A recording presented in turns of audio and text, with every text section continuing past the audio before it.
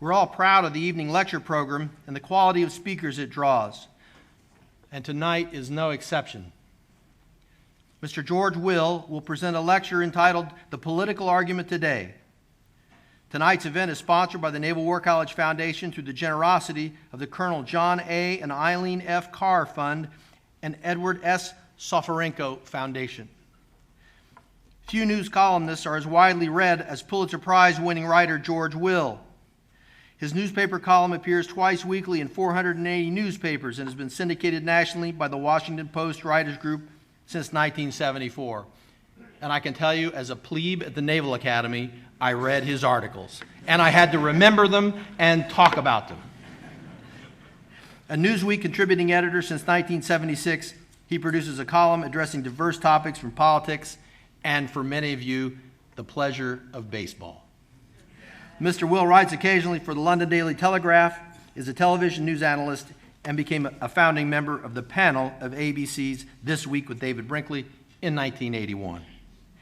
In addition to his 1977 Pulitzer for the commentary for his newspaper columns, Mr. Will won the 1978 National Headliner Award for consistently outstanding feature columns and the 1980 and 1991 Silurian Award for editorial writing. Altogether, 8 collections of Mr. Will's columns have been published, the most recent one being One Man's America, The Pleasures and Provocations of Our Singular Nation.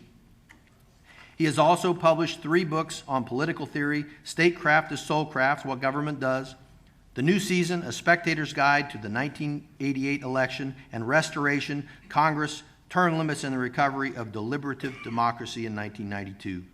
In 1990, he published my favorite, Men at Work, The Craft of Baseball, which topped the New York Times bestseller for 2 months. He also has a son who was a Marine and works for the FBI. Ladies and gentlemen, Mr. George Will.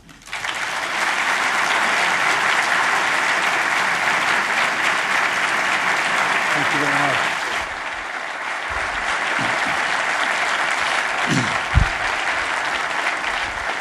Thank you. Thank you very much.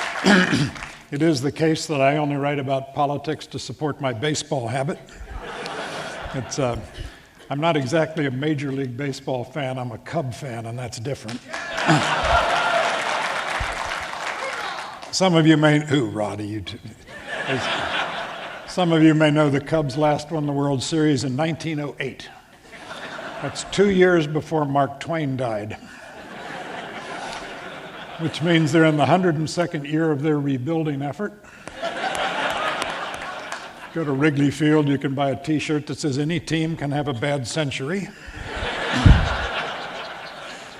Actually, I grew up in Champaign, Illinois, midway between Chicago and St. Louis, and at an age too tender to make life-shaping decisions, I had to choose between being a Cub fan and a Cardinal fan. All my friends became Cardinal fans and grew up cheerful and liberal. I became a gloomy conservative. So I'm going to depress you tonight for about an hour. Let's see, that's 60 minutes. The federal deficit is increasing at $3 million a minute. That's $180 million from now. I will be quiet. The alternative title of my talk, instead of the political argument today, which is boring, is why there's going to be no money for sailors or for ships for them to sail on, because we're going to spend it all on the last 25 years of Americans' lives, and why that is an excessive thing. Now, I'm going to have some rude things to say about the elderly tonight. I'm entitled to, because I am elderly. No, I can prove it. 4 years ago, I turned 65, and the government sent me this lovely Medicare card. Showed it to my doctor. He said, "That's wonderful, George. Now we'll send your bills to your children." Makes a lot of sense. I don't know how many of you, if you've been to Washington, have seen the Capitol steps. It's an ensemble of singers and actors who've been, for about 30 years now, have been delivering to Washington political satire that is increasingly indistinguishable from the news. The way they recently begin their shows, the lights go down in the auditorium in the Reagan building, and a voice fills the hall and says, we have a very large audience tonight, so the fire marshal has asked me to ask you to take note of the nearest exit and, in case of an emergency, to remain seated and await your federal bailout. When national policy becomes a punchline, you know you live in interesting times. And what I want to do is connect a lot of dots tonight to give you what I take to be a kind of unified field theory of what's going on. As I paint this picture, I feel a little bit like the teacher who asked her classroom full of 8-year-olds, each of them, to draw a picture of whatever they wanted. And as they were drawing, she circulated among the children, and she stopped by the desk of little Sally and said, Sally, of what are you drawing a picture? And Sally said, I am drawing a picture of God. The teacher said, well, Sally, no one knows what God looks like. And Sally said, they will in a minute.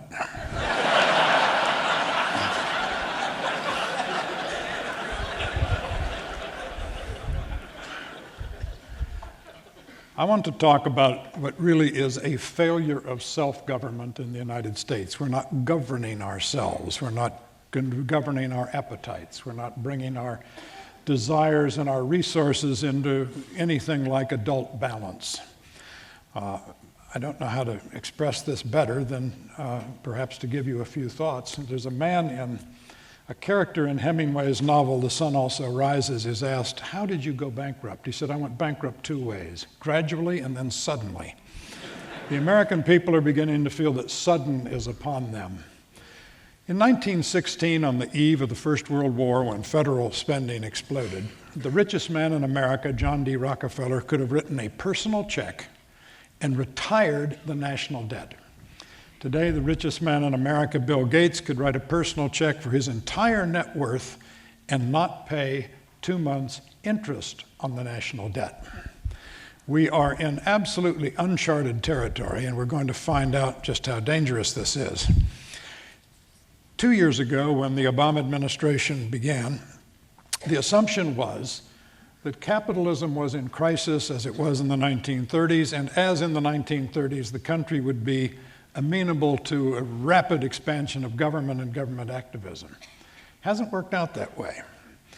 Granted, we have come through the worst recession, or what some people call that. Actually, since 1800, we've had 40 recessions in this country, and about half a dozen of them have been more severe than the one we just went through. No, what distinguishes what we're going through still now, and remember the recovery began in June 2009, is that this is the worst recovery in American history.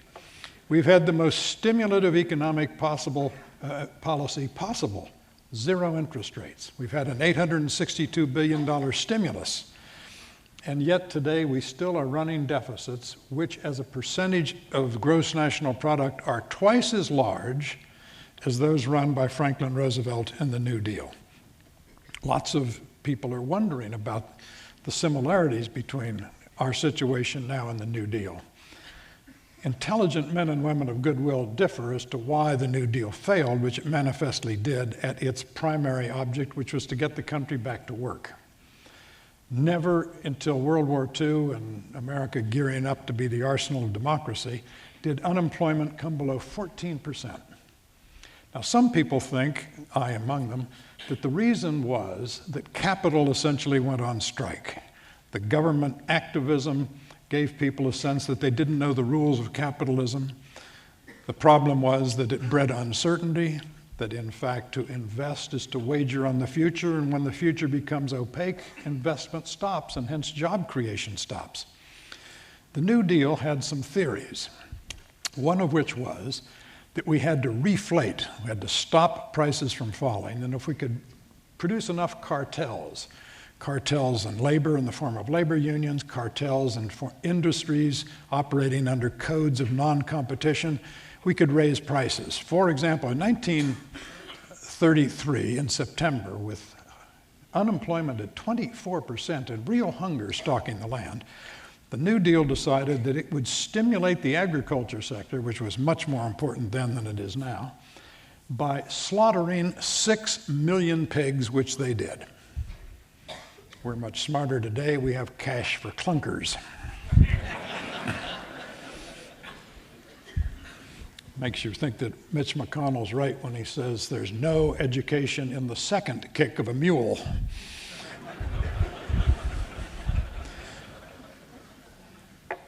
What worries a number of us is that we're trying again some of the same old recipes. For example, we're going to stimulate the economy with public works spending, shovel-ready projects. Of course, the president recently said there's no such thing as what he's learned as a shovel-ready project. The cumbersome bureaucracy of the federal government makes it hard to be nimble with these things.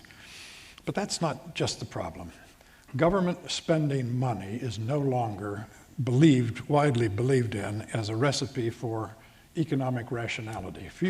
About 30 years ago, Milton Friedman, the great economist, was in an Asian nation that was extremely proud of a public works project it wanted to show him. They were digging a canal. And they took Friedman out, and Friedman was astonished that there was no heavy earth-moving equipment, just men with shovels. And Friedman commented to the government official with him, and the official said, "Well, Dr. Friedman, you don't understand, this is a jobs program." To which Friedman said, "Well, look, if it's a jobs program, why do they have shovels? Why don't they have spoons?" You know, if you pay someone $1,000 to come into your backyard, dig a hole and fill it up again, and he pays you $1,000 to go into his backyard and dig a hole and fill it up again, according to national income statistics, you've created 2 jobs and $2,000 of wealth. But we all know that that's a bookkeeping mirage, that's again not how you get to prosperity. Neither is, I'm afraid, the rapid expansion of government control of our lives and various parts of the economy, even before the passage of the healthcare legislation. 50 cents of every healthcare dollar spent in our country was a government dollar. Energy sector is increasingly to be dominated, if the current administration has its way, by government decisions raising the price of carbon to encourage people to use alternative fuels, subsidizing electric automobiles, all the rest. You have to have a lot of confidence in government to be tranquil about this when you realize that no less an authority on energy than Nancy Pelosi has recently said, not once but several times, so it wasn't a slip of the tongue, she said, Americans should use more natural gas rather than fossil fuels.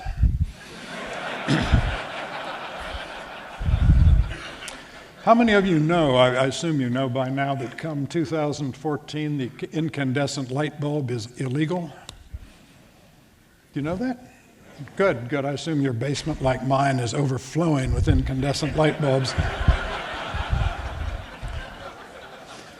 The 2 largest financial decisions the average American family makes are to get a mortgage to buy a home and to get a student loan to send a child to college. From now on, those transactions are going to be transactions with the government.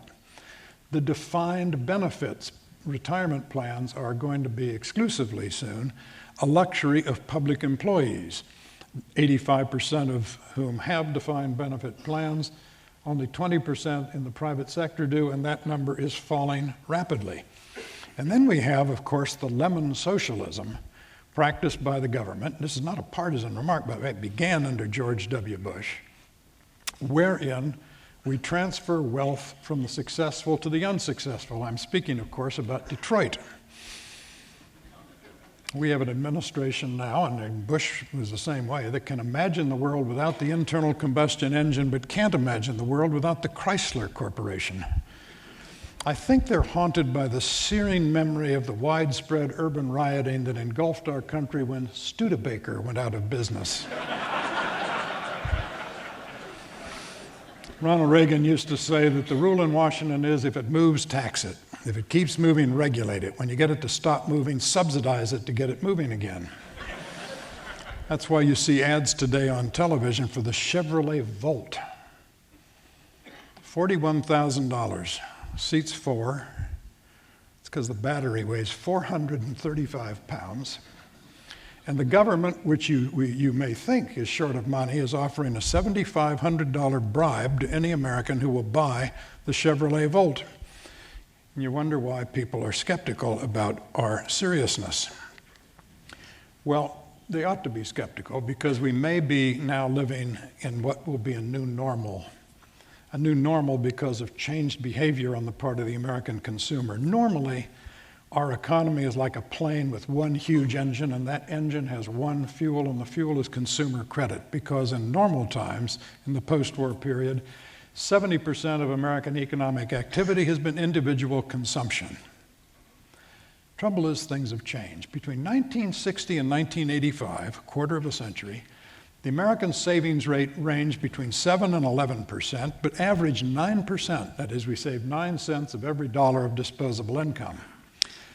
And for a while, the standard rhetorical trope in politics was, if only the federal government would run its affairs as reasonably as the American family runs it, conjuring up a Norman Rockwell-like picture of the American family sitting around the kitchen table, virtuously bringing revenues and outlays into balance. Trouble is, sometime in the late 1980s, the American family looked up from the kitchen table and said, you know, it would be a hell of a lot more fun to run this family the way the federal government runs itself, which is to just buy whatever you like and see what happens. And so in the 1990s, we had a 5% savings rate. In 2005, the savings rate went negative. We were spending more than we were earning, saving nothing, but taking out home equity loans to keep the consumption going in the sure and certain knowledge that housing prices never decline in this country. Well, that didn't work out so well. But that's what happens when you have a nation with 1.4 billion credit cards. That's 9 per cardholder. A nation that has so democratized credit, so thoroughly separated the pleasure of purchasing something from the pain of paying for it, that again, at an individual household level, the self-governance, the governance of one's self, had begun to fail. This is what we're up against. Suppose the American people get thrifty. Now, thrift is normally a virtue right up to the point when it isn't. This is what Keynes called the paradox of thrift. If everyone gets thrifty at once, the economy stagnates. So today the government's policy is like St. Augustine's prayer. St. Augustine said, God, make me chaste, but not yet. And the government wants people to start saving more to take care of themselves, but not yet. Well, the problem is, when you look at the structural deficits we have, you have to ask yourself this. Given that in the year 2020, 9 years from now, and this is the plan, this is not worst case analysis, this is the plan based on rosy assumptions, we will be paying more on interest. More, that is, on debt service. We will be borrowing money to pay the interest on the funds we've borrowed before. We will be paying more on debt service than we will on defense. Now, it's a nice question whether world's biggest borrower can be world's biggest power. I have my doubts. The American people have gone on for years saying, well, so far so good. We're getting away with it. So far so good. It reminds me, if you'll forgive me, of a baseball story. Everything does. True story, in 1951, Warren Spahn, on the way to becoming the winningest left-handed pitcher in the history of baseball, was pitching for the then Boston Braves against the then New York Giants in the then Polo Grounds. And the Giants sent up to the plate a rookie. He was 0 for 12. It was clear this kid would never hit big league pitching. It was a kid named Willie Mays. Spahn stood out on the mound 60 feet 6 inches from home plate, fired the ball. Mays crushed it. First hit, first home run. Afterward, the sports writers went up to Spahn in the clubhouse and said, Spahny, what happened? Spahn said, gentlemen, for the first 60 feet, that was a hell of a pitch. Not good enough in baseball and not good enough in governance. Ask yourself, as you look at these deficits, what do you have to assume for this to turn out well? I think we're at the stage of assuming a ladder. It comes from a story I'm fond of. Two Americans are walking down a road and they fall into an extremely steep pit with very steep sides. And the normal American, that's not the economist, the normal American looks around and says, we can't get out. And the economist says, don't worry, we'll just assume a ladder. We are planning to tax more and more the wealthy, who are also known as the investors, who are also known as the job creators. We are going to tax more and more the most productive members of our society and somehow still have rapid economic growth. That seems to me a plan about as reasonable as trying to leap a chasm in 2 bounds. It doesn't work. Well, we'd better come up with a plan because we are now in the midst of the most predictable crisis our country's ever faced. Usually American crises come as bolts from the blue, as the stock market crash of 1929, Pearl Harbor, 9/11. The crisis we're facing is utterly predictable. We know the cause, we know the pace, we know the consequences. It is the retirement of the baby boom generation, some members of which are in this audience, and shame on you all. We can dodge our responsibilities. We cannot dodge the consequences of dodging our responsibilities in dealing with the demographic deluge that began on January 1st, 2008, when the first of 78 million baby boomers began to retire. That is, they began turning 62. And in one of the more preposterous aspects of American social policy, a majority of Americans begin collecting Social Security at age 62. As I'll explain in a moment, that is really quite absurd. For a welfare state, demography is destiny. It's the number of elderly. The welfare state exists as a great gray clanking transfer payments pump, transferring wealth from the working young to the retired elderly. Pensions and medical care. It's Medicare, Medicaid, Social Security, 40% of the budget, which brings us to the politics of gerontocracy.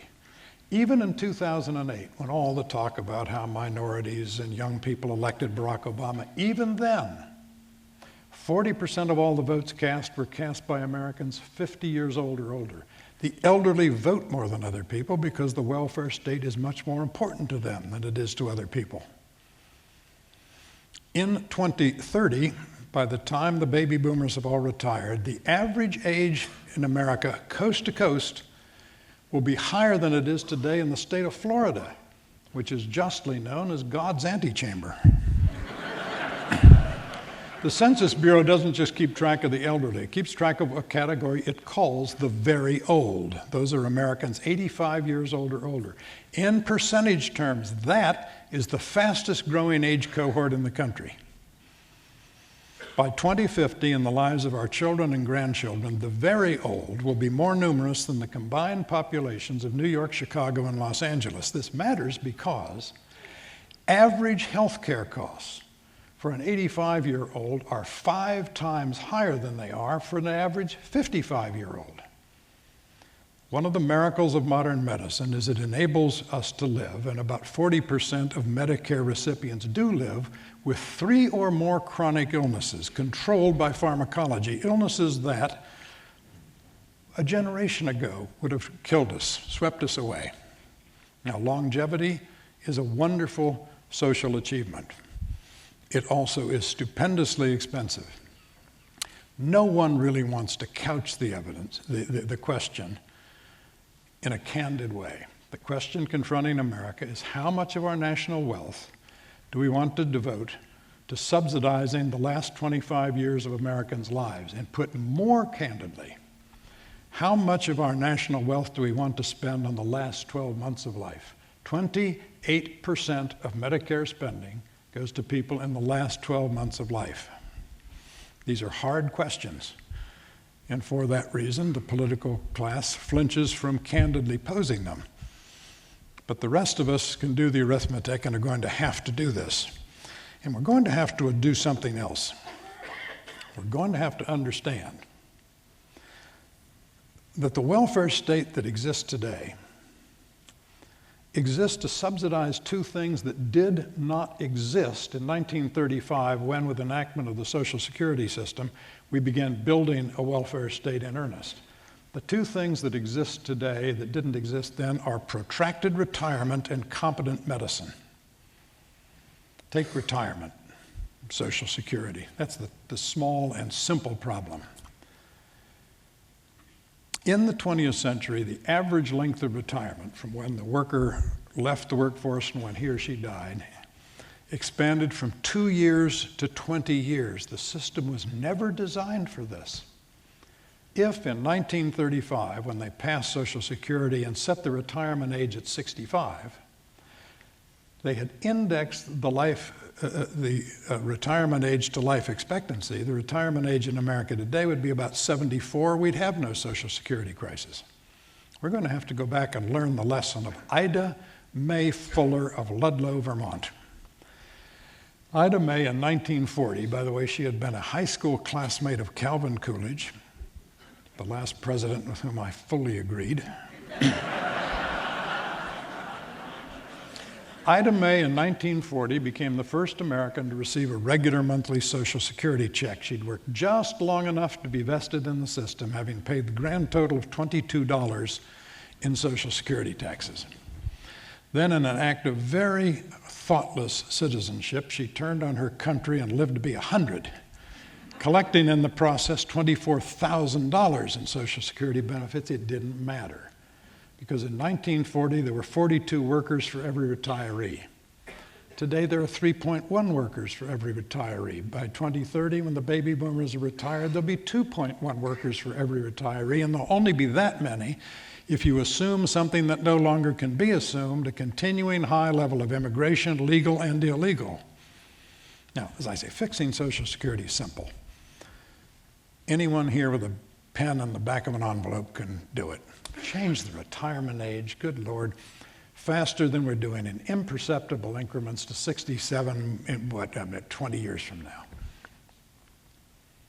Change the indexation of benefits from some wages back to inflation. Half the unfunded liability disappears. Simple. Politically impossible, but conceptually simple.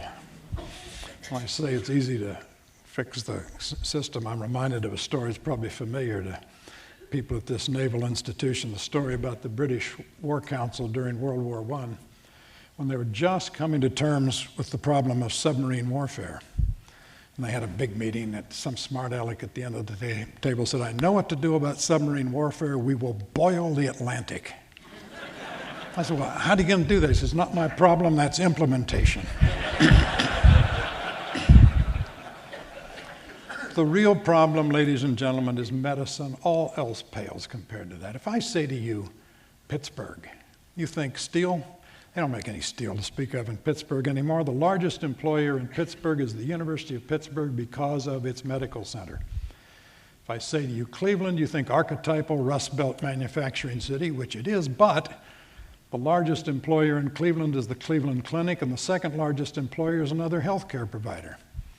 Houston, you think energy capital of the country? It may be, but much the largest employer in Houston is the Texas Hospital Center. When Jack Kennedy was inaugurated president in 1961, we were spending 6% of GDP on health care. Today it's 18% and rising. And it's going to rise inexorably. I don't care what Congress does. I don't care who's president. For 3 reasons it's going to rise. First, we're going to live longer. We just are. And to live longer is to become eligible for much more interesting diseases to be managed pharmacologically. Second, we're going to be wealthier. That just happens in America. We're going to have more disposable income. And third, we're going to spend that disposable income on increasingly competent medicine. Remember I said the second thing that didn't exist in 1935 was competent medicine. I was born in 1941 in Champaign, Illinois, good university town, good medical services, in a hospital in which I'm sure, because it was true of most hospitals back then, the principal expense was clean linen. This was before MRIs and CAT scans and electron microscopes and laser surgery and all the rest of the life-extending, pain-relieving, pharmacological, diagnostic, therapeutic arsenal that keeps getting better and better. 1924, the sainted Coolidge, living in the White House with access to the best medicine the country had to offer, his 16-year-old son played tennis without socks. He got a blister.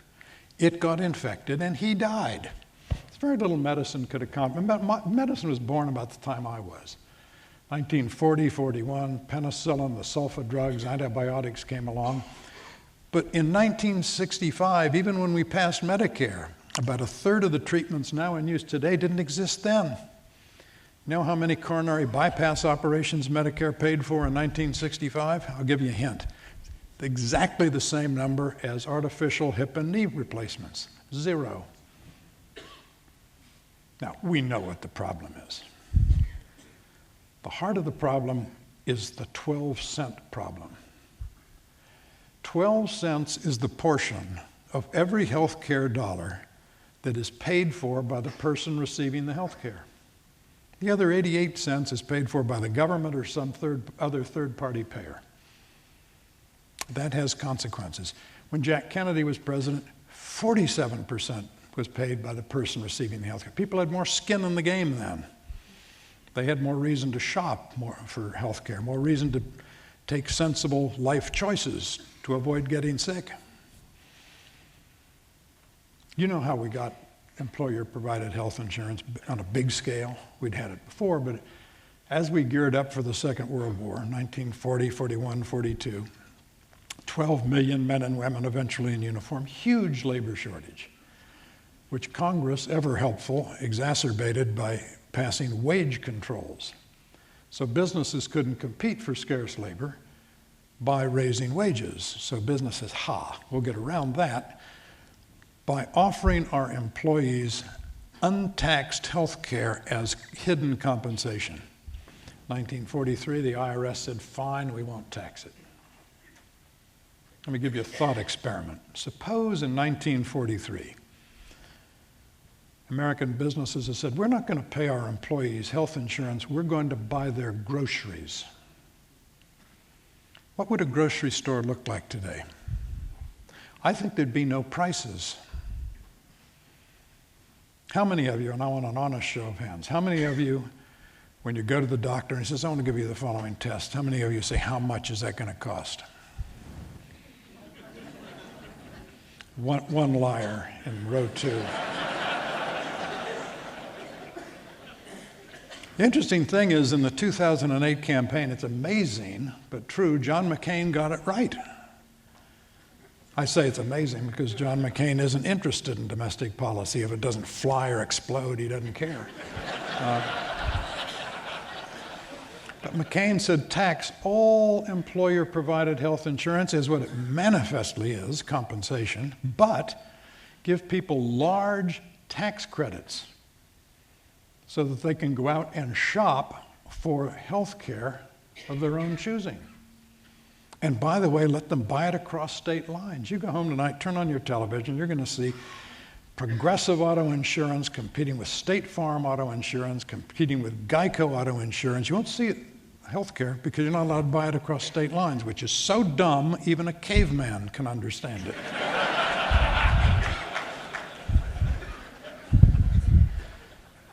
Well, as I say, we have a problem. It's swallowing our economy. It's swallowing our federal budget. It will swallow the Navy and the Army and the Air Force sooner or later.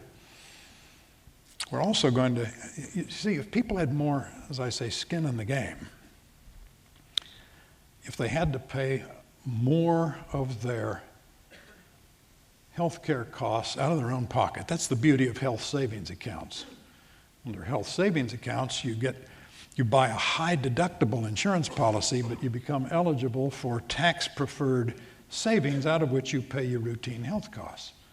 What we have now is a kind of buffet mentality to the healthcare system. I paid at the door, let's eat all the shrimp. It's like having an open bar at a wedding. People's habits are different if it's a cash bar.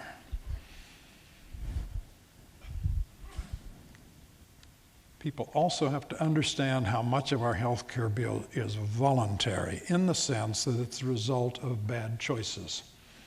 Subtract from our health care bill 6 things: violence, vehicular accidents, AIDS, coronary artery disease, lung cancer, and type 2 diabetes brought on by obesity. Subtract those 6 things, all largely the result of known risky behavior, and we don't have a health care crisis. Type 2 diabetes, that's a new term, by the way. Until very recently, it was called adult onset diabetes. But now we're a nation in which 1 in 3 children is overweight, and 1 in 6 children, 1 in 6 is technically obese. And now children are getting adult onset diabetes. You go to the grocery store, you'll pass the magazine rack and you'll see 3 or 4 different magazines devoted to living with diabetes. I have a better idea. We don't eat so much at the stuff we buy at the grocery store. You know why are children so obese? Why don't they go out and play on the playgrounds and burn up calories? I'll tell you why. Lawyers. You think I'm kidding? Let me tell you a story. In 1961, Jack Kennedy's president, stressing youth and vigor. He was at death's door. We didn't know that. And he appoints the first presidential commission on physical fitness. And it issues a report, its first report. It said, look, in the 1950s, we became a wired television-watching nation. Couch potatoes, sitting around watching Howdy Doody and Ozzie and Harriet. We have to do something to get the children outside playing in better playgrounds. And all across the country, we had better playgrounds. Monkey bars, jungle gyms, teeter-totter swings, they all went in. The playgrounds got better, and the children did go out and play. Unfortunately, there were little incidents of childhood. For example, in Valparaiso, Indiana, a little boy did what little boys will do. He slid down the slide at his school head first and broke his arm. Big deal. Well, it was a big deal because a lawyer got involved, sued the school district for the inadequate supervision of the slide. And after he collected, the school district said, we can't afford the risk anymore, took out the slide. Happened all over the country, an entire new class of litigation. The playground lawsuit, reflecting an entirely new entitlement. That is, if something happens to you that's bad, even if it's the result of your own dumb choice, you're entitled to sue someone to be made whole. In Broward County, Florida, after they settled 187 playground lawsuits in 5 years, they came to a Solomonic conclusion. They said, we're not going to do as many school districts have done and ban recess. No, we'll still have recess in Broward County, but people will not be permitted to run during recess. Fending off the trial bar has become an American passion because of this new entitlement. That's why we have all these lunatic labels on the things we buy. You know, if you go to McDonald's and buy a cup of hot coffee, it comes in a styrofoam cup with hot stamped on it in Farsi, Mandarin Chinese. Because that woman bought a cup of hot coffee, clamped it between her legs, drove down the street, spilled it, burned herself, sued McDonald's, and collected. That's why in this great country you can buy a clothes iron, and the label says, do not iron clothes on body. You can buy a 5-inch fishing lure with a 3-pronged hook, and the label says, harmful if swallowed, which is sort of the point if you're a bass. You know those fold-up child strollers? The label says, remove child before folding. It's an excellent idea, but not a good sign of national health, that people have to have such a confused and attenuated sense of personal responsibility that they have to live this way. Well, on the subject of responsibility, since we have this appetite for government programs, we're about to have a big argument about taxation, which means we're about to learn the truth of what Will Rogers said when he said the difference between death and taxes is that death doesn't get worse every time Congress meets. My modest proposal is that every time an American goes to vote and is handed a ballot, the ballot should have stapled to it a graph. The graph will have rising and descending, intersecting lines. The rising line will show more and more Americans dependent for more and more things on the government.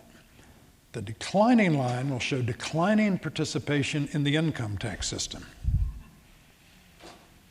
Here are the basic numbers. The top 1% of American earners pay 40% of the income taxes. The top 5% pay 60% of the income taxes. The top 10% pay 70% of the income taxes. The bottom 50%, half, the bottom 50% of American earners pay the grand total of 3% of the income taxes. If you divide American earners into 5 slices, quintiles. The bottom 2 quintiles are net recipients from the government in terms of tax credits. The middle quintile, which you'd think was definitionally the middle class, pays the grand total of 4.8% of its income in income taxes. 60% of Americans either pay no income tax or less than 5% of their incomes. Now that, ladies and gentlemen, is what economists call a situation of moral hazard. That is a situation in which the incentives are for perverse behavior.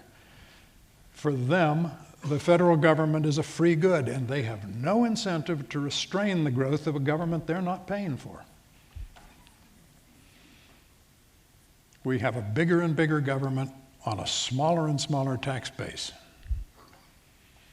We soon will have many more takers than makers in our country.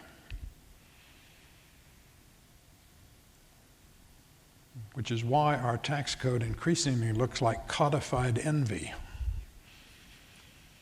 Why is death a taxable event in the United States? Can someone explain that to me?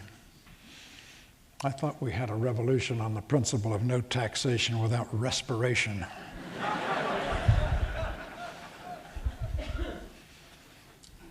In 1980, the Phillies won the World Series.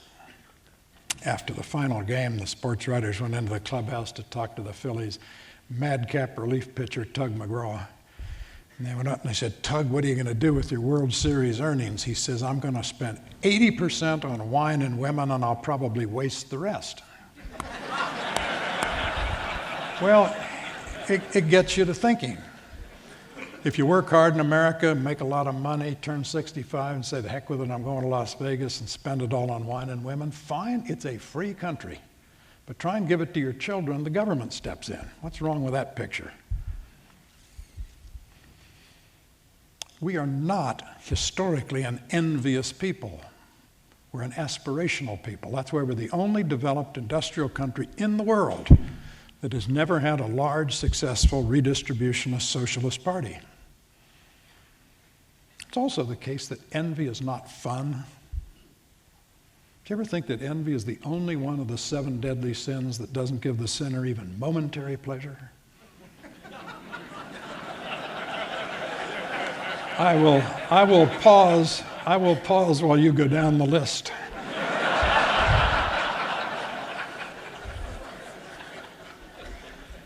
I think we should be more like Mark Twain. Mark Twain, he could be the scourge of the rich. He actually gave the name to the Gilded Age. But one of his best friends was an extremely wealthy and extremely successful executive of Standard Oil.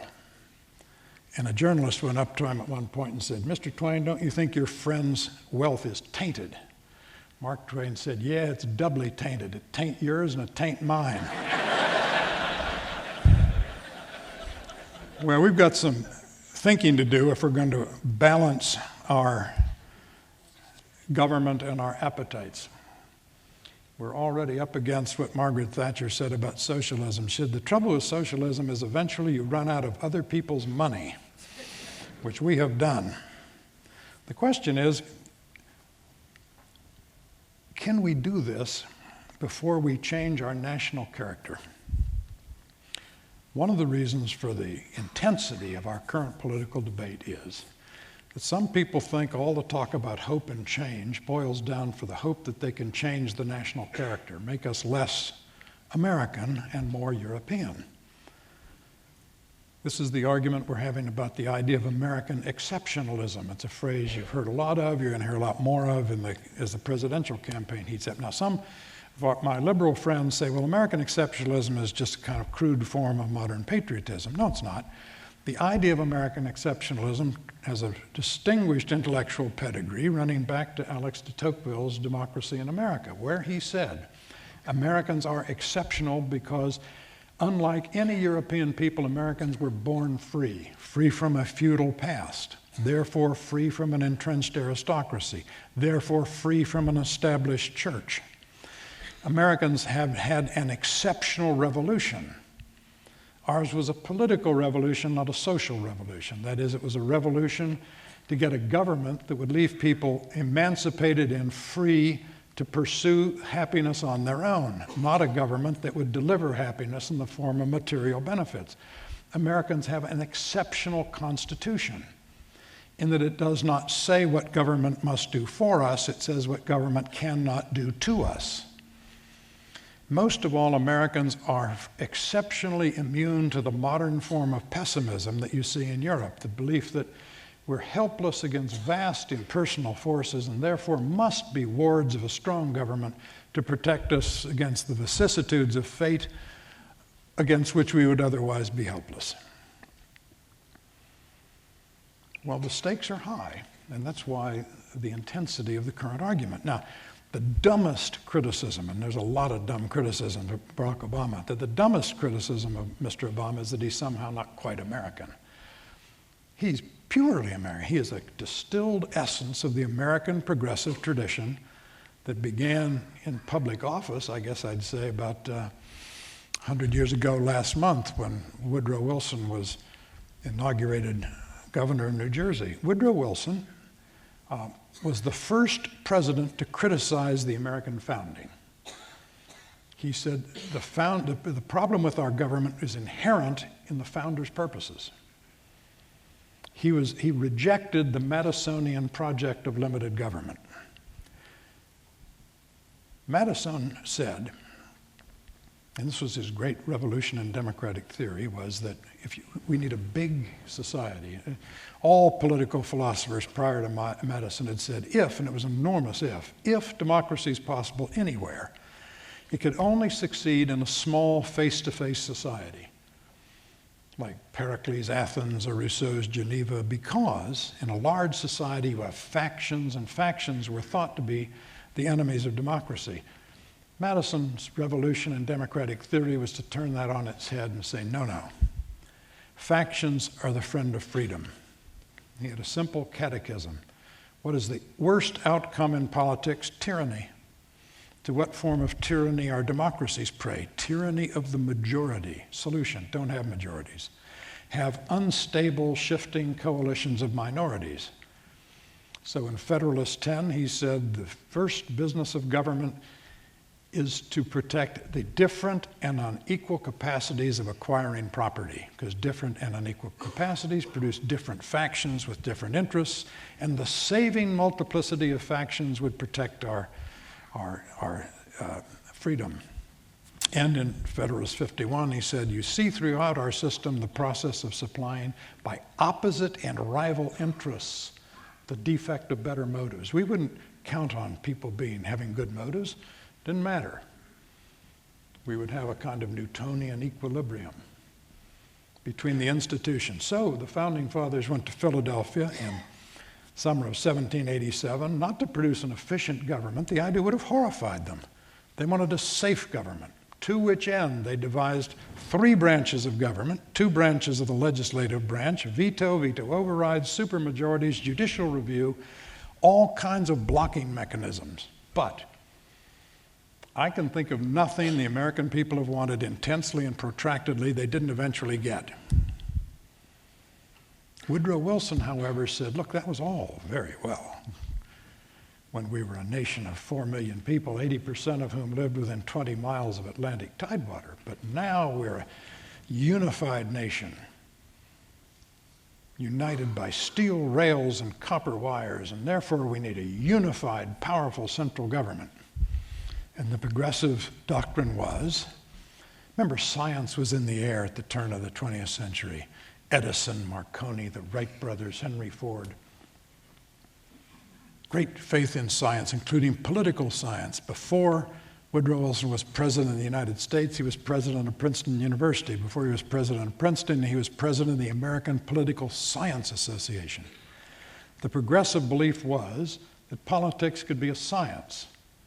Therefore, you had to concentrate more and more power in Washington, more and more Washington power in the executive branch, and more experts. We now call them czars in the executive branch. And we would have experts ruling the country from above. Well, that tradition's alive and well right now. But the American people are in somewhat, judging by the elections of 2010, are not buying it. They think we want to be exceptional. Well, let me conclude by taking you back to a crime scene. So you can see where we could go, seeing where we were at one point in the past. The crime scene is I visited it recently. It's at 138 Griffith Street in Jersey City, New Jersey. Today it is what it was then. The neighborhood was it's a sort of working class immigrant neighborhood. 138 Griffith Street today is a barber shop. In 1933 and 34, it was a pressing shop and tailor shop run by Joseph Magid, a 49-year-old immigrant father of 4 from Poland. He committed a crime. He put in his shop window a sign saying, "I will press a man's suit for 35 cents. That was a crime because the New Deal, which knew everything, they had the brains trust, they were very smart, and they knew that the proper price for pressing a suit was 40 cents. Therefore, he was guilty of price cutting by a nickel. You see, the National Recovery Act, the NRA, remember the symbol was a blue eagle? People put the symbol in their windows to show that they were one with the president, one with the federal government. Philadelphia Eagles football team was formed in 1933 and was named in honor of the New Deal program. That's why I always root against the Eagles. Anyway, Mr. Magid was arrested for his nickel crime, was fined $100. Didn't seem like much, but it was, the average family income was only $1,500 then. And he was sentenced, this father of 4, to 30 days in jail for a nickel in America.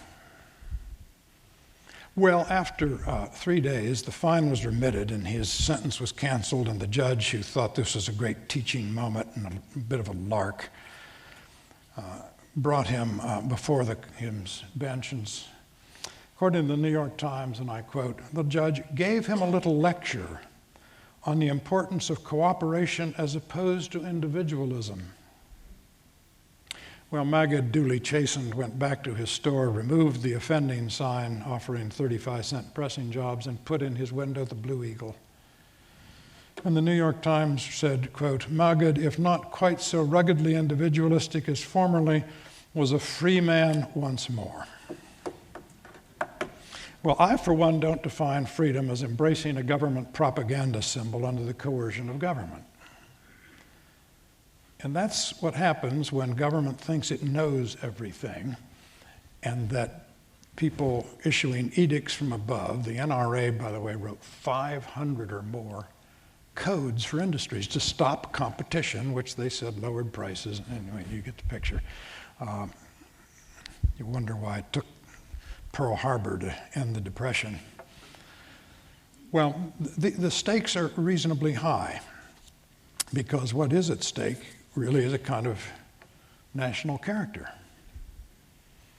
Now, the beginning of wisdom and the beginning of optimism is to understand that a lot of what we call our problems aren't problems. People say, "Oh gosh, we're partisan." Well, duh, yeah. I mean, we have two parties for a reason. People differ. People who differ tend to cluster with the like-minded. We call them parties. That gives our politics weight and dignity, frankly. The liberal conservative argument today is uncommonly clear. It turns on two polar values of American political thought, freedom, equality and freedom, both values, both important, always in tension, tension always needing adjusted.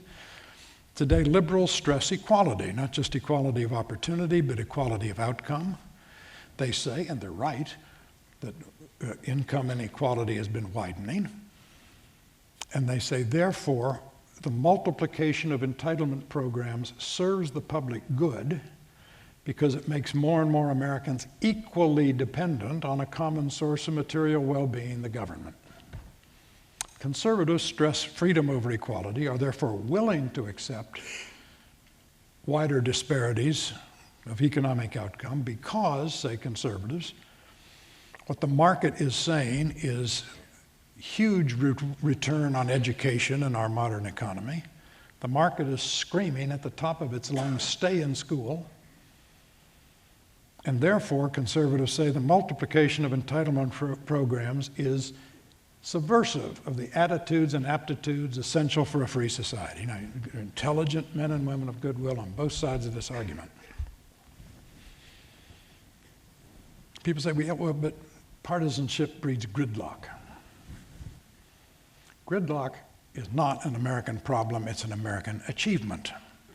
It is what Madison and the founders set out to provide, and did so brilliantly. That's why pessimism has its pleasures, but well, you're right a good bit of the time, and you're delighted when you're wrong. But a lot of Americans, plied and belabored with all our problems, which are numerous, are beginning to feel like Earl Weaver, who was the Hall of Fame manager of the Baltimore Orioles. He was a short, irascible, dyspeptic, Napoleonic little figure. And when he was out of sorts, as he was by the third inning, he would come barreling out of the dugout, stick his chin into the much larger chest of a huge umpire, and at the top of his lungs he'd shout, "Are you going to get any better, or is this it?" Things are going to get better. They really are. First of all, Churchill, who loved our country as much as he loved his American mother, said Americans invariably choose the right thing after they have exhausted all the alternatives. But I think the American people understand that a benevolent government is not always a benefactor, that capitalism doesn't just make us better off, it makes us better. I think they understand that when Jack Kennedy said, "Ask not what your country can do for you, but what you can do for your country," one thing you can do for your country is to reserve a spacious portion of your life for which your country is not responsible. I'm sure they understand what Milton Friedman meant when he said, take any three letters from the alphabet, doesn't matter which ones, pick them at random. Put them in any order you want, doesn't matter, you will have an acronym designating a federal agency we can do without. I'm sure they understand what Robert Frost meant when he said, I do not want to live in a homogenized society, I want the cream to rise. And most of all, they understand what Ronald Reagan meant when he said, I do not want to go back to the past, I want to go back to the past's way of facing the future. Now, sorry, I've talked too long, I apologize, but you're probably feeling the way Jeff Torborg did when he was managing the White Sox. He went out one day to take a pitcher, Jimmy Kern, out of the game. He got to the mound and Kern said, Skipper, I'm not tired. Torborg said, Jimmy, we know you're not tired, but our outfielders are. So on that note, I shall subside. I thank you for hearing me out, and I welcome your questions. Thank you very much.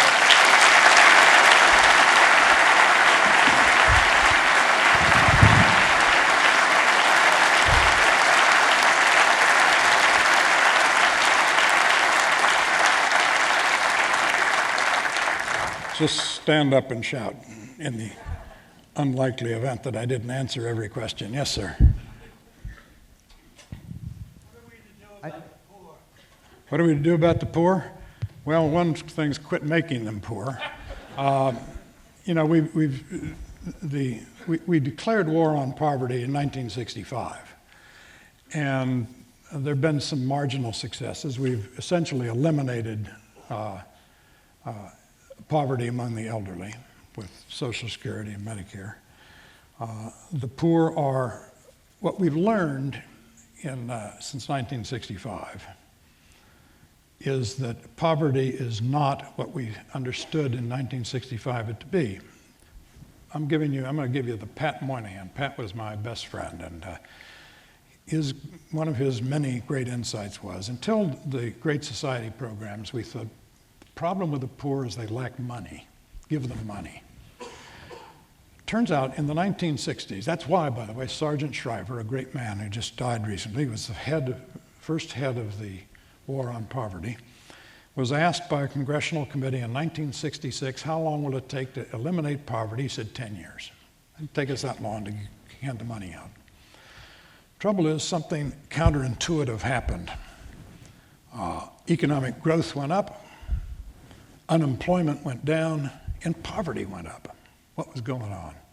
Well, we were learning that what distinguished the chronic poor wasn't that they lacked money, they lacked certain attributes called the moral, spiritual attributes essential to success in a free society.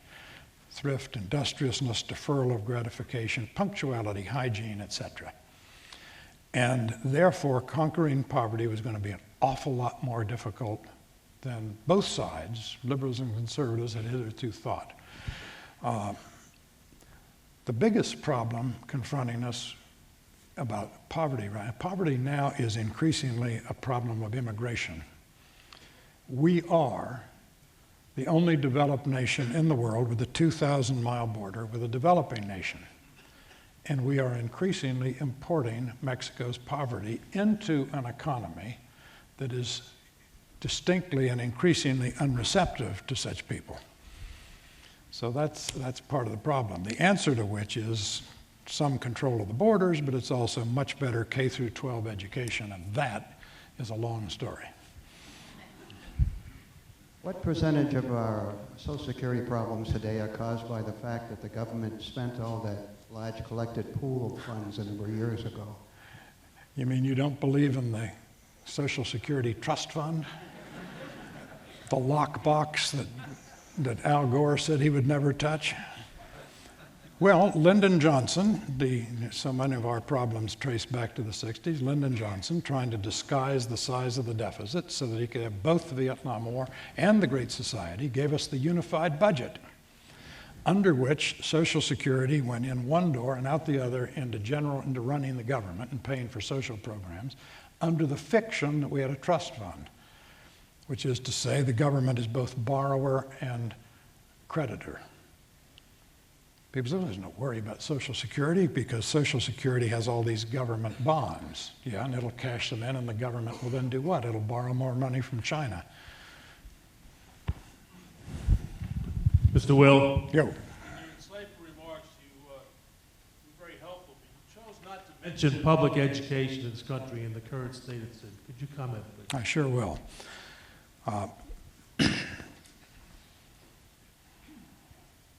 4 years after the Second World War, when the baby boom generation began going through the public school system like a pig through a python, all sides agreed that the best predictor of a school's performance is the amount of money you spend on it.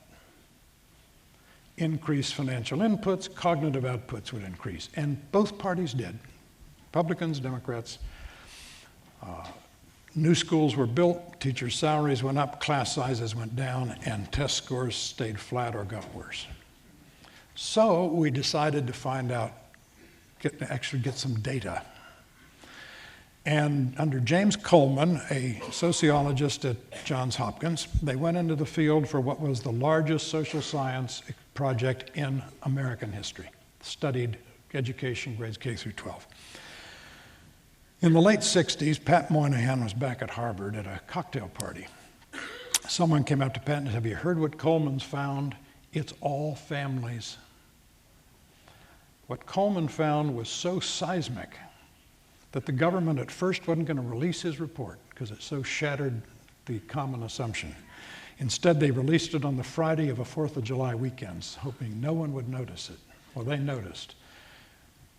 What he said was the quality of a school, 90% of it can be determined by the quality of the families from which the children come to school. He can explain 90% of the differences, said the Coleman report, in terms of about 5 variables. Number of days missed from school, quantity and quality of reading matter in the home, amount of homework done in the home, amount of television watched in the home, but most important, number of parents in the home. Now remember, Pat Moynihan in 1964, working in the Labor Department, published a report called The Crisis of the Negro Family. He said there's a crisis because 24% of black children were born to unmarried mothers. Today, the figure for all Americans of all races and ethnicity is 33%. African Americans, 70%. Hispanics, over 50%. That is a recipe for a constantly renewed cohort of essentially unparented adolescent males. I was at a school in west side of Chicago in what we now call a challenging urban environment. Used to be called a slum, and that's what it is. It's a great school, it's a public school, devoted teachers, brave students. Teachers said, we'll do anything for our children. We never send homework home. Why, said I. They said 85% of our children go home to be the parents of their siblings. 85% come from homes without fathers. Now, you can't teach. You have unteachable schools, you have chaotic neighborhoods. So family disintegration is the first problem, and it's very hard to know what government can do about it, because we don't know what caused it in the first place. We've seen family disintegration in societies with war, famine, pestilence. This happened in peace and prosperity. So we don't know what the problem was. Now, frankly, I'm much more optimistic than I used to be. I used to say, well, there's no pedagogical style that can teach children to come from these impoverished. It's not true. We now know exactly what to do. Catholic school systems do it every day. Teach for America does it often. There's a movement around the country called No Excuses Schools. They get the children at about 7:30. You know, we have the shortest school year in the industrial world, 180 days. It's a residue of the time in the 19th century when we were a ranching and farming nation and the children were needed on the ranches and farms in the late spring and early fall. That's a fairly limited relevance in Chicago today. They get the children early in the morning, they keep them late in the afternoon. They have 20 minutes for lunch because an extra 10 minutes times 200 school days is a lot of teaching time. They don't want the parents involved. They say, this school that says the parents are part of the problem, the culture of the neighborhood is part of the problem, stay away. We're going to have our own culture in the school. We know exactly how to do it. Now, you can't do it for a lot of reasons. It's not expensive. They do it cheaper than public education, but it's obviously our basic public school system is run by teachers' unions with contracts that thick. Firing an incompetent teacher is not an option, it's a career. In California, they think it costs $200,000 and 2 years of work to fire one. That's why no one in California is an amazing state. It has no incompetent teachers. None, zero. Remarkable, isn't it? Anyway, that's a long answer, but.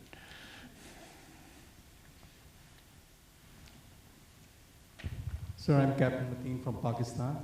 So you did mention about, first of all, let me thank you for a very insightful narrative about the US situation.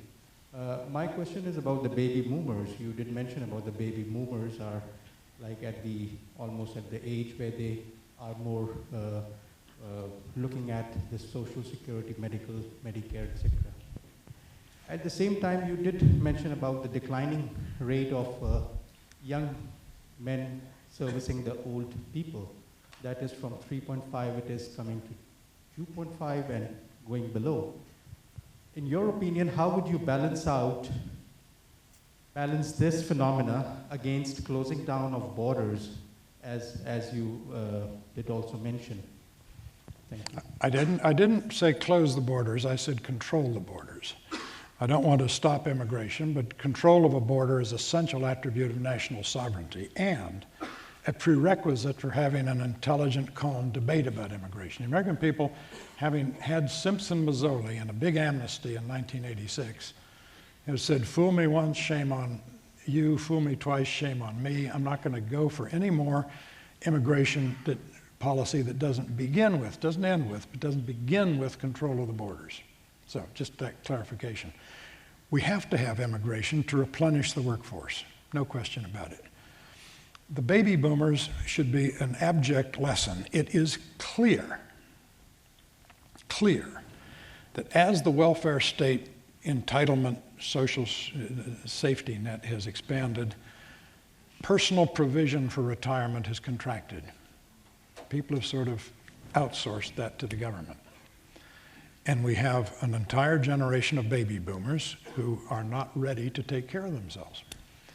We have to do something to increase the savings rate. We have to do something to convince people that they have to be not so much present-mindedness. They need a far horizon to govern their behavior. It's probably too late for the baby boomers. I mean, they're just there. They haven't saved. I intend to outlive every one of them.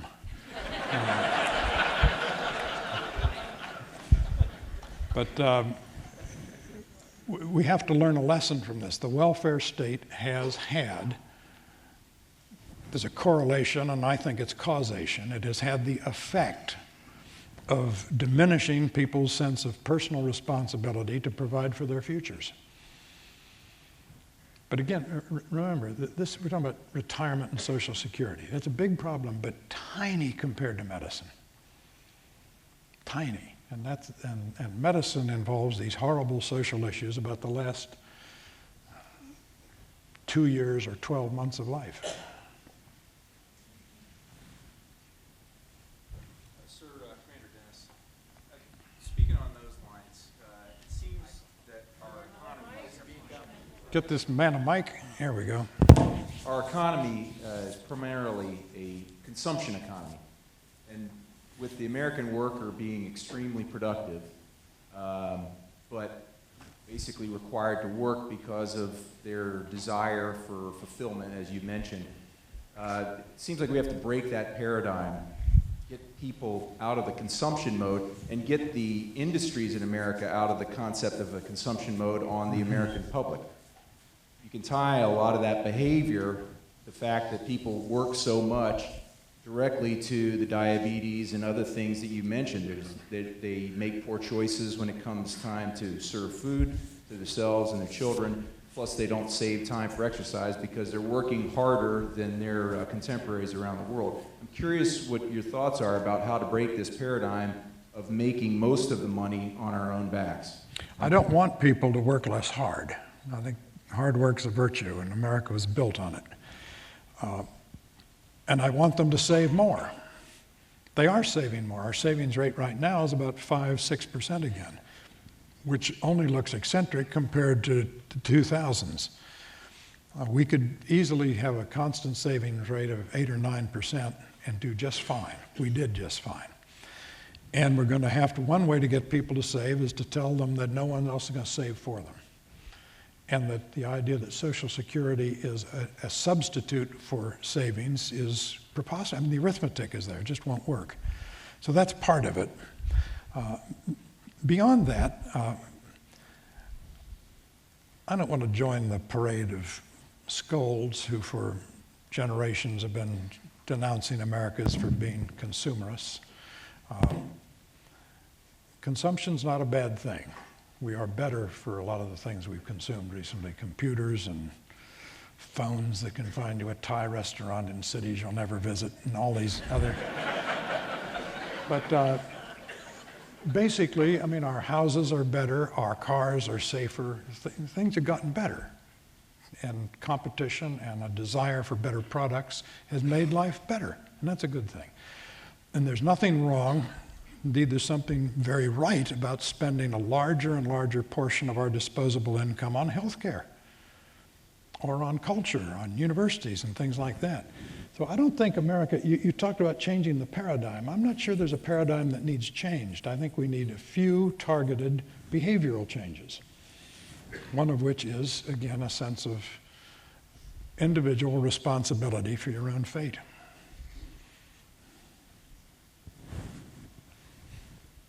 Sir, will the dollar be replaced as a world currency? And if so, what do you think will replace it? I don't think it's apt to be replaced soon because the reserve currency, it's hard to get from A to B in that case. I mean, it'd be a big disruption, and I'm not sure, and there's another currency, not the euro, for God's sake, the euro is collapsing. Some people thought the euro could be a new world currency, and I don't think the Chinese currency, which is so much a creature of the whims of the Chinese regime, is an adequate currency. So I think the dollar is going to remain the world currency for good and ill. It has its problems because commodities traded as dollar-denominated assets, such as oil, their price of them is affected when the Federal Reserve Board decides to print 2 trillion extra dollars. Well, you've had a lot of entertaining anecdotes about the current situation. Microphone. You've had a lot of entertaining anecdotes about the current situation. I appreciate your time here today. I'm curious if the deficit or the debt went to 10 trillion under President Bush and is around 13 or more and going to go higher under President Obama. If you freeze all the spending that you think is beyond our means, how do you propose that debt be paid? I propose to do it the way Congressman Paul Ryan of southern Wisconsin proposes in his roadmap. To do a number of things. Basically, you're going to have to means test Social Security. I called my assistant today and said, how much am I getting per month? It's a disgrace. I mean, they're sending me these big checks 12 times a year. It should be means tested. We should means test a Medicare and turn it into a voucherized program where people are given not government services, but given the means to buy government services. Here's a voucher, spend it wisely. You'd be surprised how people's behavior would change if they had a finite asset. You know, there's an old axiom, no one washes a rental car. You take care of what you own. Give people ownership of their health care resources, and behavior will change. You know, there's a reason why, while we have steady and rapid inflation in healthcare costs, the price of LASIK eye surgery is going down, as is the price of plastic surgery, because essentially no healthcare plans cover those two. So people are paying for them out of their pockets. Therefore, they shop. Therefore, you have a market. Therefore, you have competition. It's wonderful. This is not rocket science. It works in shoes, it works in cars, it works in healthcare. Instead, what the healthcare legislation just passed does is preserve all of the worst attributes that have got us into this mess, particularly third-party payers. Yep.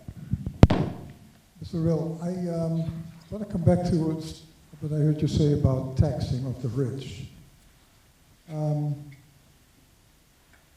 I saw a program where one of the richest gentlemen in this country, sitting on the same stage with another rich gentleman of Microsoft, was mentioning that the amount of taxes that he paid was less than what his secretary was paying.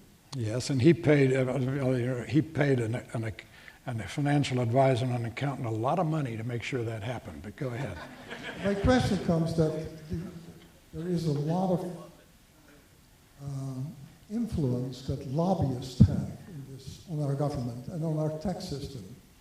And lobbyists are supported very often by very wealthy organizations and people. Yeah. My question is, what do you think of this lobbying system? What I think about that is we need tax reform as universally understood. Close the loopholes so you can lower the rates. That is, have essentially a flat tax. And you know, the complexity serves the strong. Big government serves the strong because they know how to organize and manipulate it. You want smaller, more equal conditions, have less government and less complexity. Frankly, I'm really tired of turning on the television and seeing billionaires saying, I'm ready to pay more taxes. Well, write the government a check. Most Americans don't feel that way. You know, Barack Obama seriously thinks the rich begin at a couple earning $250,000. If you're a Chicago policeman with about 20 years service and you're married to a Chicago high school principal with about 20 years service, you're almost rich. You don't feel rich. Now, if Bill Gates and Warren Buffett really feel set upon because they're not taxed heavily enough, let's have a billionaire's tax. Let all the billionaires write checks. Send them the address, send them self-addressed envelopes. But this moral preening on the part of the extremely privileged is offensive.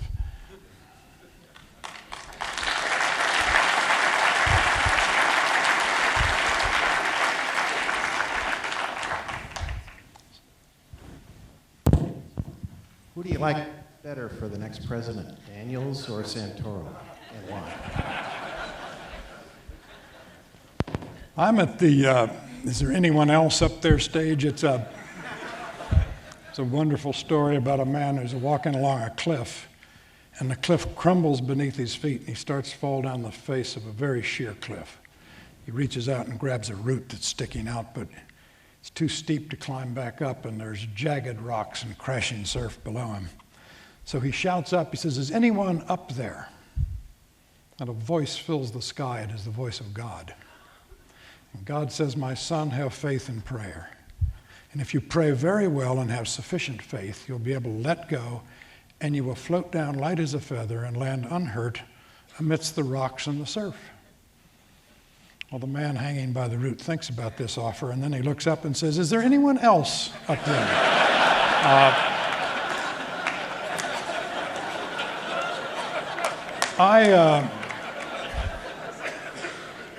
There's no way that Rick Santorum is going to be elected president or nominated. He's a nice man and a heroic father in some ways, and just a terrific fellow, but he's just not where the country is. And it certainly wouldn't be my choice. I would be delighted to see Mitch Daniels run. It's not clear he will run. I think there are 3, maybe 4 if you count Haley Barbour, plausible presidents out there: Barbour, Romney, Tim Pawlenty, and Mitch Daniels. And that's not a bad choice, particularly because there's not a senator among them, which is good. We have generally picked our presidents from among governors for good reasons. That is, they've run things larger than a Senate office. So, but I don't have a candidate at this point. Sir, Lieutenant Commander Capistrano, I had a question regarding the 2008 financial bailout. In your opinion, was that an incorrect move? Was there a supply-side solution to some kind of market self-correction, or was President Bush committed? Did he have to take action, some kind of government action, to start the recovery? I understand the panic that everyone felt, Bernanke, Hank Paulson, George Bush, all the rest, because we were in uncharted territory, and there was a danger of serious, wealth on an unimaginable scale being destroyed. So I really don't fault them for a lot of what they did to shove liquidity back into the system to try and prevent it from freezing up. I do think TARP was abused.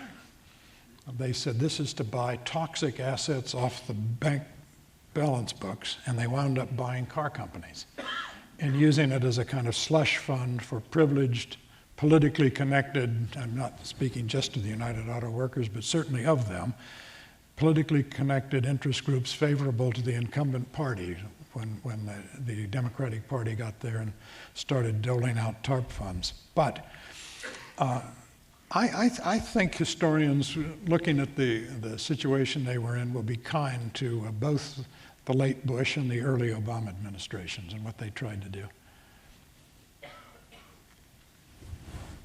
Sir. Lieutenant Navy Ali Abdullah from Djibouti. My question is international and concerning all about us. It is this wind of revolution turning with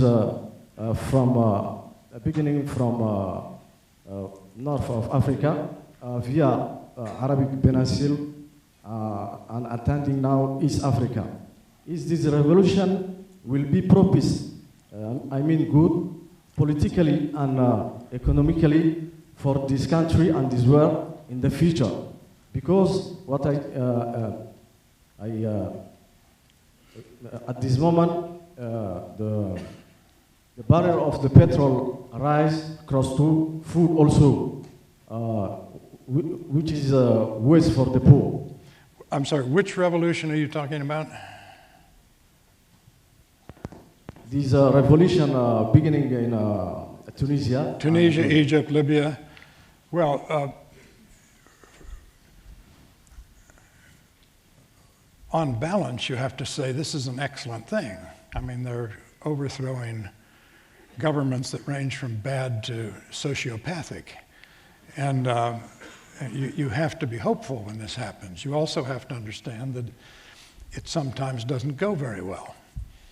The American Revolution, as I said before, was exceptional. The French Revolution, which wound up devouring its children, has been replicated too many times since then for us to be complacent about revolutions. That said, there's not much America can do about this. I mean, these people have their own grievances, their own cultures, their own destinies. We can lend them moral support, but I don't think they're paying a lot of attention. You know, people are saying, oh, Barack Obama's been too late to voice his support. Those people aren't listening to us. They're not going through the streets, oh, have we heard from 1600 Pennsylvania Avenue yet? They have risked their lives, their fortunes, and their sacred honors, to coin a phrase, and are in desperate danger. And there's not that much we can do about it, other than to wish them well and, when possible, lend what support we can lend. And we do know something. We do have institutions in our government and associated with our government that are good at building the infrastructure of democracy.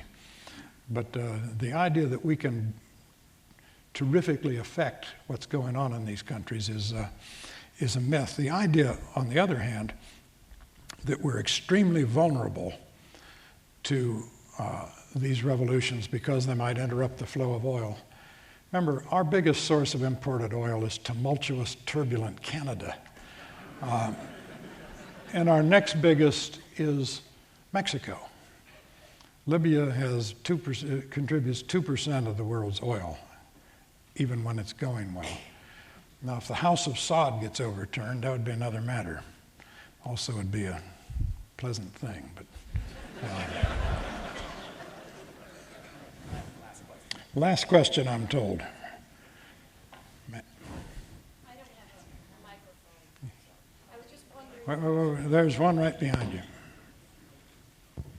I was just wondering if you'd comment on the role of labor unions and the financial woes of the country and cities and states.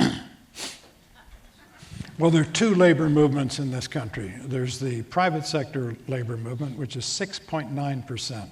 I mean, it's disappearing. In 1956, it was 34% of the private sector workforce, now down to 6.9%, because a lot of American workers have decided, on balance, it doesn't add value. We just had, people said, crisis in the automobile industry. Oh, crisis in the automobile industry. We had crisis in the Detroit-based United Auto Workers automobile industry. Down in Ohio and Kentucky and Tennessee and South Carolina and Alabama, where the transplants factories of foreign companies that are not unionized, they're doing just fine. And so we have to distinguish. And in fact, the private sector labor men and women are as angry as anyone in America at the public sector. The private sector union people are paying higher taxes and working more years so that the public sector employees can retire earlier on pensions that are the envy of anyone in the private sector. Chris Christie in New Jersey, one of his principal allies is the Democratic leader of the New Jersey Senate, who is an official of the Ironworkers Union, representing this cleavage in the American labor movement. Franklin Roosevelt, who did more for organized labor than any president in history, said collective bargaining and public sector unionization is just not wise. It's just not suited. And in the private sector, unions sit on one side of the table, the management on the other, and they argue about the allocation of profits. Since governments don't make profits, government's on both sides of the table. As the head of AFSCME in New York said in 1975, we elect our employers. And see, what's going on in Wisconsin, let me tell you something. It's not about making them pay a small percentage of their health care and retirement costs. They conceded on that almost instantly. It's not even about collective bargaining rights. It's about two other provisions. What Governor Walker has said, the state is going to quit collecting your dues for you. The unions, you collect your own dues. And we want secret ballot recertification elections of the unions every year. That's what's at stake here. Because they know that teachers who are paying $1,000 in union dues, most of which goes to the Democratic Party, and other employers are paying $500, $600 a year, are going to say when they have to actually have it collected, now, am I getting that kind of value from being a member of this union? Because what I'm paying for is political contributions to the Democratic Party. And might this $1,000 do me a little more good in my IRA? Just a thought. That's what's going on. Thank you.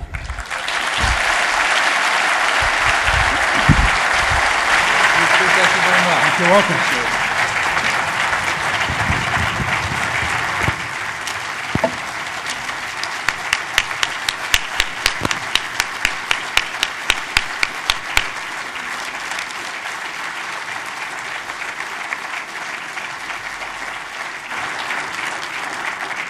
Sir, thank you very much. Good night, everybody. Drive safely.